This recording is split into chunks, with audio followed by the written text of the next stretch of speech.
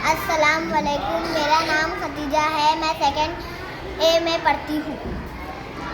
साजिद की टोपी काली है।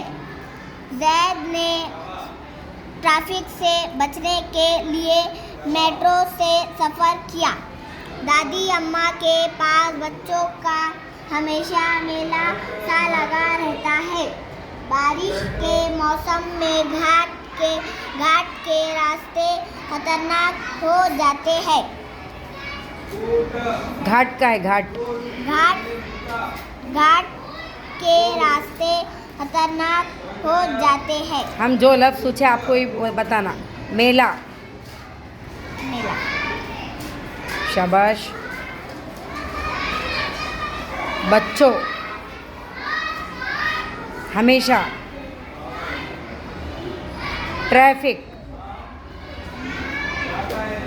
बचने। मेट्रो।